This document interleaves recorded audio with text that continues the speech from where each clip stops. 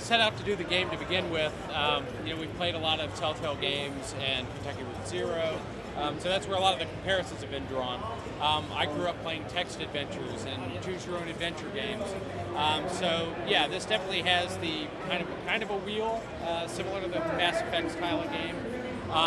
But really where we tried to set ourselves apart was that theatrical look, the idea that you're putting together a play that unfolds as it goes along. When we actually designed Act 1 to begin with, we built it out, it was totally finished, and we were looking at it and it was just like a Telltale game. I mean, you camera angles bouncing around back and forth, and it really didn't inspire us all that much. We're like, the story's there, characters there, what else could we do to make this more impressive and more unique?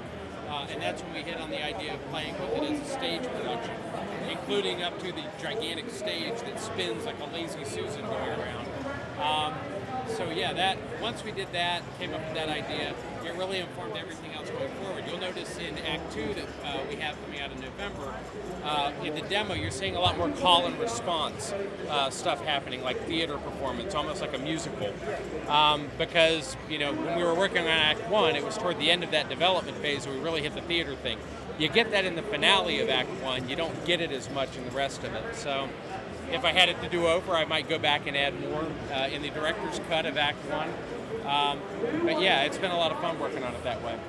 It took, I want to say 3 or 4 months to kind of really get the guts of everything together. It's been a year and a half of development to get where we are now. But what I have to keep in mind is that we were at October of last year, after about 3 or 4 months of production, when we said we're going back to square one with the look, we need to redo it and revisit it. That took us some extra time. But when we really sit down and worry and work on it, it's Act 1 launched in July. I started working on implementing Act 2 with the team, and they've been working on that while I'm writing Act 3. This production line is just going. We've got a team of 8 people, excellent animators and programmers, artists that make my stuff come to life.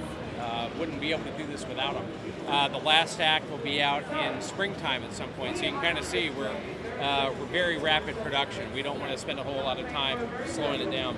So you literally are just pushing the button as you go. Yeah, it helps that we knew what our story was going to be from the get-go. When I started writing Act 1, I knew what the ending was going to be of Act 3. But as I wrote Act 1, I kind of came up with other threads that are going to fill in gaps here and there along the way through Act 2 and into Act 3. My favorite adventure game? That's an excellent question. My favorite actual straight-out adventure game was probably Zork. It's the game that kind of got me started in adventure games to begin with.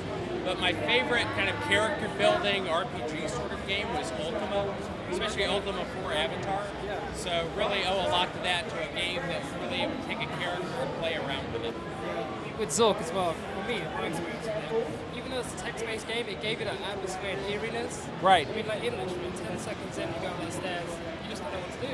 Right, and when some little oily thief comes after you in the basement, it's like, holy crap, and then you're finding all the weird places in the underground empire. I love that idea of discovery and exploration.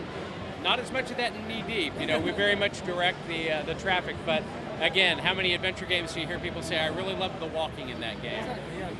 But there is something about the exploration in Zork I always love. Thank you very much. Cool. Thanks for taking the time. Good to see you.